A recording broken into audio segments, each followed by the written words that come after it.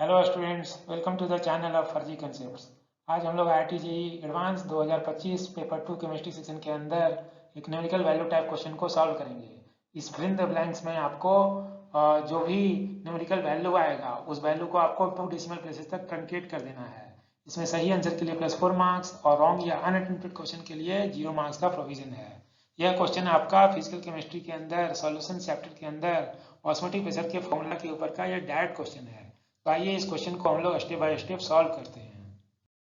तो जैसा कि यहाँ पर आप क्वेश्चन में देख रहे हैं, ये कह रहा है कि at 300 kelvin an ideal dilute solution of a macromolecule.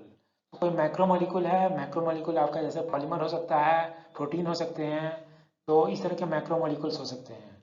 तो वो कह रहा है कि at 300 kelvin an ideal solution of a macromolecule exerts an osmotic pressure that is expressed in terms of height of the solution। तो जो solution है उसकी डेंसिटी दी हुई है 1 ग्राम पर सेंटीमीटर क्यूब, और वो जो ऑस्मोटिक प्रेशर को हाइट के टर्म में कितना एक्सप्रेस किया गया है, हाइट कितना है 2 सेंटीमीटर है, 2.00 सेंटीमीटर है।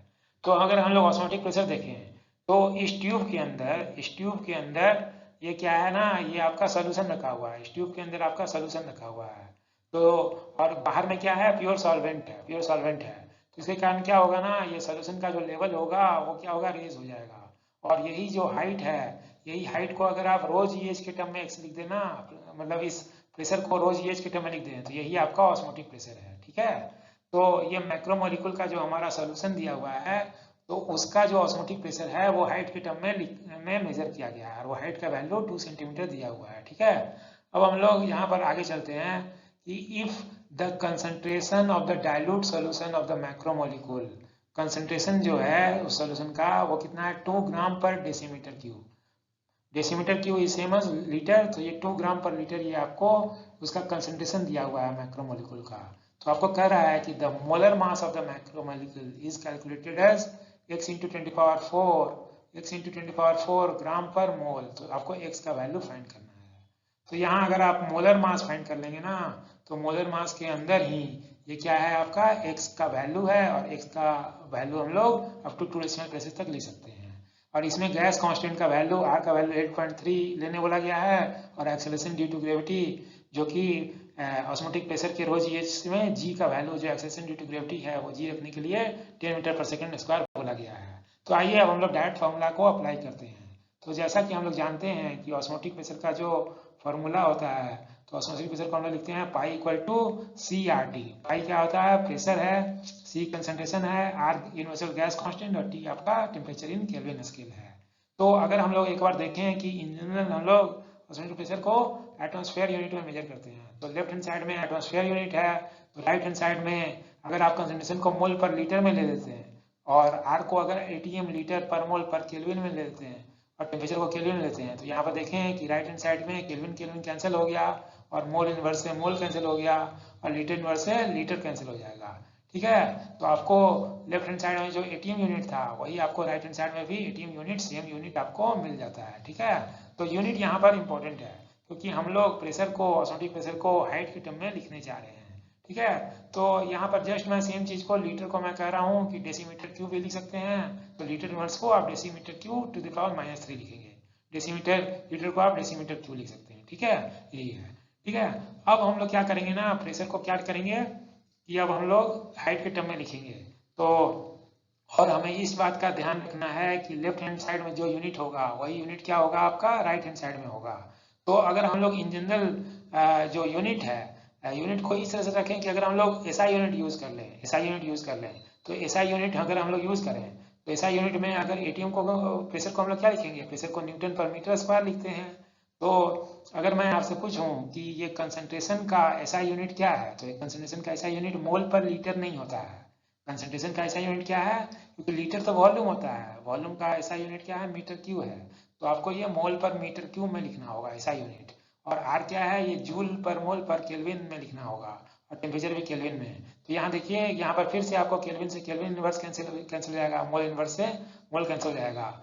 और ये जूल को आप क्या लिख सकते हैं, न्यूटन मीटर लिखते हैं, force into displacement newton metre, और ये मल्टीप्लाइड बाय मीटर -3 है। तो ये दोनों अगर मल्टीप्लाई होंगे ना, तो ये क्या बचेगा, न्यूटन पर मीटर स्क्वायर बच जाएगा, न्यूटन मीटर टू पावर -2। जो कि लेफ्ट हैंड साइड का यूनिट राइट हैंड साइड के यूनिट से मैच हो जाएगा। ठीक है, अब हम लोग क्या करेंगे कि अब हम लोग ऑस्मोटिक प्रेशर को हाइट के टर्म में लिखते हैं। तो पाई को इक्वल टू मैं क्या लिखने वाला हूँ, रो जी एच लिखने वाला हूँ। तो पाई को मैंने क्या लिख दिया ना, रो डेंसिटी है, जी है और एच है।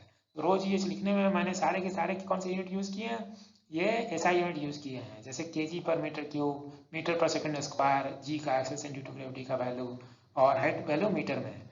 तो ये मेरा लेफ्ट हैंड साइड का यूनिट है। तो right hand side, left hand side में मैंने पूरा एसआई यूनिट यूज किया, तो राइट हैंड साइड में मुझे क्या करना है, एसआई यूनिट यूज करना है। ठीक है, तो एसआई यूनिट में हमें मुझे कंसंट्रेशन को किस में चाहिए, मोल पर मीटर क्यूब में चाहिए। लेकिन कंसंट्रेशन यहाँ पर जो वैल्यू दिया हुआ है ना, वो आपको क्या दिया हुआ है, ये ग्राम पर डेसीमीटर क्यूब दिया हुआ है। ठीक है, तो अगर अगर कंसंट्रेशन हम लोग कैसे निकालते हैं, given weight divide by molecular weight, given weight divide by molar mass. तो ये जो वेट है, वेट को मैं ऐसा यूनिट में लिख दिया। ये जो कंसंट्रेशन जो है ना, वेट परसेंट मतलब वेट बाई वॉल्यूम का जो आपको डाटा दिया हुआ है, ये जो वेट के टर्म में जो कंसंट्रेशन दिया हुआ है ना, ये इसको मुझे किस में लिखना होगा, केजी पर मीटर क्यूब, और डिवाइड बाय मोलर मास अगर मैं मोल पर मतलब केजी पर मोल लिखूं, ग्राम पर मोल की जगह पर केजी पर मोल, क्योंकि ग्राम तो ऐसा यूनिट है ही नहीं, ग्राम तो सीरीज यूनिट है। इसीलिए मोलर मास का जो ऐसा यूनिट है वो क्या है, केजी पर मोल है, जो हम लोग ऑप्शन उतना यूज नहीं करते हैं। लेकिन इस क्वेश्चन के लिए हमें पूरा का पूरा ऐसा यूनिट यूज करना है। तो अगर यहाँ पर अगर आप ये इन दोनों को डिवाइड करें ना, तो ये वेट के टर्म में जो कंसंट्रेशन दिया हुआ था डिवाइड बाय मोलर मास करें, तो यहाँ से केजी कैंसिल हो जाएगा, और ये जो ओवरऑल यूनिट क्या बचेगा आपको, मोल मोल मीटर टू द पावर -3। तो मोल पर मीटर क्यूब, मोल पर मीटर क्यूब ही आपका क्या है, ये ऐसा यूनिट ऑफ कंसंट्रेशन है। ठीक है, तो ये यहाँ जो मैंने यूनिट लिखा है ना, ये यूनिट यहाँ पर इंपॉर्टेंट है। ठीक है, तो कंसंट्रेशन को एक्सप्रेस करने के लिए मैंने गिवन वेट के टर्म में जो कंसंट्रेशन दिया था डिवाइड बाय मोलर मास को एसआई यूनिट में, तो पूरा का पूरा मैंने एसआई यूनिट के टर्म में ही ये कंसंट्रेशन ये यहाँ निकाला है। ठीक है, और आर्क तो वही है, एसआई यूनिट है, और टेम्परेचर तो आपका केल्विन ही ऐसा यूनिट है। ठीक है, तो आइए अब हम लोग क्या करेंगे ना, एक एक वैल्यू को सब्स्टिट्यूट करेंगे, एक वैल्यू को सब्स्टिट्यूट करेंगे। तो यहाँ पर सबसे पहला जो टर्म है आपको, अगर हम लोग सब्स्टिट्यूट करें, तो यहाँ जो डेंसिटी है, डेंसिटी ऑफ जो आपका सोल्यूशन है, डाइल्यूट सोल्यूशन है, आइडियल डाइल्यूट सोल्यूशन, इसकी डेंसिटी कितनी है, 1 ग्राम पर सेंटीमीटर क्यूब है। तो अगर 1 ग्राम पर सेंटीमीटर क्यूब है ना, सेंटीमीटर क्यूब है। ठीक है, तो इसको अगर आप ग्राम को केजी में लिखें, तो 1 को क्या लिख सकते हैं, ये 1 ग्राम को आप 10⁻³ केजी लिख सकते हैं, और सेंटीमीटर को लिख सकते हैं 10⁻² मीटर, उसका होल क्यूब है, होल क्यूब है। तो यहाँ पर क्या होगा, 10⁻³ है, और यहाँ पर 10⁻⁻6 हो जाएगा, और ये केजी है, और ये मीटर क्यूब हो जाएगा। ठीक है, केजी पर मीटर क्यूब। तो ये ओवरऑल क्या हो जाएगा, 10⁻³ बचेगा, 10⁻⁻6 ऊपर जाके +6 हो जाएगा, लेकिन ऊपर में -3 है, तो ये ओवरऑल क्या बचेगा, 1000 केजी पर मीटर क्यूब। तो मैंने डेंसिटी को क्या किया ना, डेंसिटी को मैंने ये एसआई यूनिट में वैल्यू, मेरा वैल्यू कितना आया, ये 1000 आ गया, और जी का जो वैल्यू है एक्सेलरेशन ड्यू टू ग्रेविटी, वो कितना दिया हुआ है, 10 मीटर पर सेकंड स्क्वायर, ये क्वेश्चन में मुझे यूज करने के लिए बोला गया है। ठीक है, तो ये मैंने 10 ले लिया, एसआई यूनिट ही ले लिया, और हाइट को मुझे मीटर में लिखना है। तो हाइट के टर्म में जो ऑस्मोटिक प्रेशर आया है, ये 2 सेंटीमीटर है, तो 2 सेंटीमीटर को मैं लिख सकता हूँ, ये हाइट कितना है, ये 0.02 मीटर है, 0.02 मीटर है, और ये ब्रैकेट में मैंने ये सारे यूनिट को कंबाइन करके लिखा है। तो पहला टर्म केजी है, फिर यहाँ पर 2 मीटर ऑलरेडी थे, और यहाँ पर मीटर का पावर -3 है, तो 1 मीटर इनवर्स बचा रहेगा। ठीक है, और यहाँ पर सेकेंड का पावर -2 है, तो ये बचा हुआ है। तो ओवरऑल कंबाइंड यूनिट क्या बचे हुए हैं वो मैंने लिखा है, और सारा का सारा यूनिट मैं किस में लिख रहा हूँ, ऐसा यूनिट में ही लिख रहा हूँ। ठीक है, अब हम लोग राइट हैंड साइड पे आ जाएंगे। लेफ्ट हैंड साइड को हमने लिख लिया है, तो राइट हैंड साइड में मुझे चाहिए ना, वेट के टर्म में जो कंसंट्रेशन दिया हुआ है, ये आपको कंसंट्रेशन दिया हुआ है 2 gram per decimetre cube, 2 gram per decimetre cube.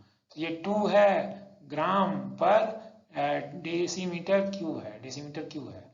तो इसको 2 है ग्राम को आप केजी में लिखिए, तो क्या लिखेंगे, 10⁻³ केजी लिख देंगे, और फिर उसके बाद डेसीमीटर को 10⁻⁻1 मीटर को डेसीमीटर कहते हैं हम लोग, उसका होल क्यूब करेंगे, तो यहाँ पर देखिए, ये 2 इंटू 10⁻³ था, और यहाँ पर भी क्या हो जाएगा 10⁻³ ही आएगा। ये मीटर क्यूब नीचे रहेगा और केजी ऊपर रहेगा।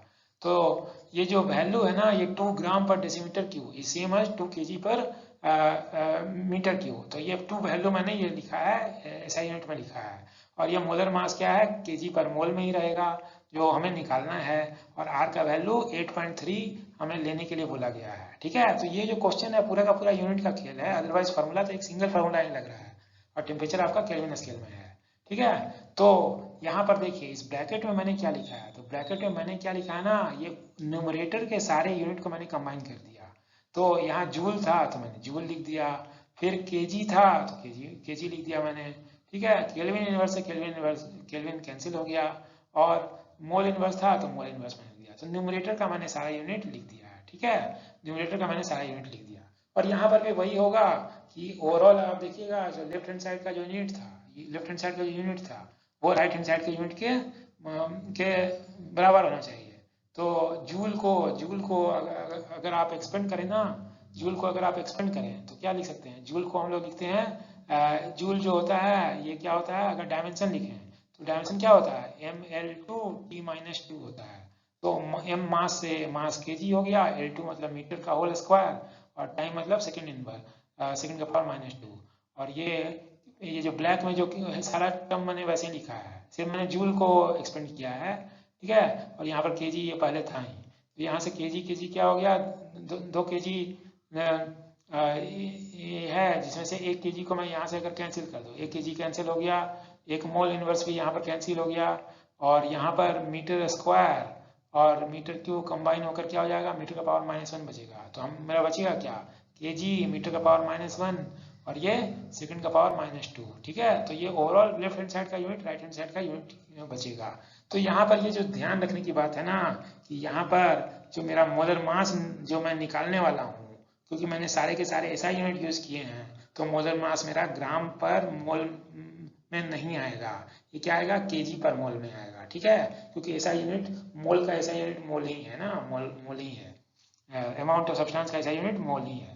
ठीक है, तो ये जस्ट मैं यूनिट को ये ऑब्जर्व कर रहा हूँ। ठीक है, तो आइए अभी हम लोग जस्ट मोलर मास निकालेंगे। जस्ट ये यहाँ से अब हम लोग क्या करेंगे, m मुझे निकालना है। तो m निकालना है तो m इक्वल टू मैं क्या लिख सकता हूँ, ये न्यूमरेटर में मेरे कितने टर्म है, न्यूमरेटर में 3 टर्म है।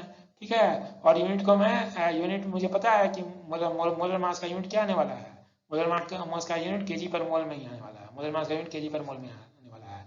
तो न्यूमरेटर के तीनों टर्म को मैंने क्या लिखा, न्यूमरेटर में लिख दिया, और इस टर्म को मैंने क्या किया ना, इस टर्म को इधर ले गए, और ये जो तीनों टर्म है ना, ये जो तीनों टर्म है इसको मैं क्या लाऊंगा, इसको डिनोमिनेटर में लाऊंगा, इसको डिनोमिनेटर में। तो डिनोमिनेटर में क्या क्या आएगा मेरा, ये मेरा 1000 इंटू 10 इंटू 0.02 आ गया। ठीक है, और मुझे पता है कि मैंने सारे ऐसा यूनिट यूज किए हैं, तो मुझे मोलर मास का जो यूनिट मिलेगा वो किसमें मिलेगा, केजी पर मोल में ही मिलेगा। ठीक है, ठीक है, तो अब इसी को जस्ट अब हमें सॉल्व करना है। तो यहाँ पर जस्ट इसे आप देखें तो ये क्या हो जाएगा कि यहाँ से 2 जीरो से दो जीरो को मैं ये डेसिमल ये हटा दूँ, और यहाँ से जस्ट 2 बचा तो 2 से 2 कैंसिल हो जाएगा, 2 से 2 कैंसिल हो जाएगा। तो नीचे में क्या है कि ये 10 यहाँ बचा है और 10 यहाँ बचा है, तो ये 2 जीरो से 2 जीरो कैंसिल हो गया, 2 जीरो से 2 जीरो कैंसिल हो गया। तो 8.3 इंटू 3, 8.3 इंटू 3 कितना हो गया, ये 24.9 केजी पर मोल, ये मेरा मोलर मास आ गया। ठीक है, लेकिन हमें जो क्वेश्चन में बोला गया है मोलर मास किस में चाहिए, हमें ग्राम पर मोल में चाहिए। तो केजी को आप 1000 से मल्टीप्लाई कर दिए तो ये क्या हो जाएगा, ये ग्राम पर मोल में बन गया। ठीक है, तो ये 24,900 ग्राम पर मोल आ गया। लेकिन हमें किस फॉर्म में एक्सप्रेस करना है, इसे x इंटू 10⁴ ग्राम पर मोल के टर्म में लिखना है। तो ये इसे हम लोग लिख सकते हैं 2.49 इंटू 10⁴ ग्राम पर मोल। तो इससे जो x का वैल्यू है, यही तो हमारा x है, और x का वैल्यू कितना आ गया, x का वैल्यू हमारा 2.49 आ गया, और यही हमारा आंसर है। ठीक है, तो यहाँ आंसर क्या हो गया, ये 2.49 ही हमारा ये आंसर हो गया। ठीक है, तो इस क्वेश्चन को हम लोगों ने सॉल्व कर लिया है, और ये आंसर हमारा अप टू 2 डेसिमल प्लेसेस तक है। तो यहाँ पर हमारा जो फाइनल आंसर है वो कितना है, 2.49 है, और इस क्वेश्चन को हम लोगों ने सॉल्व कर लिया है। So thanks for watching. Thanks.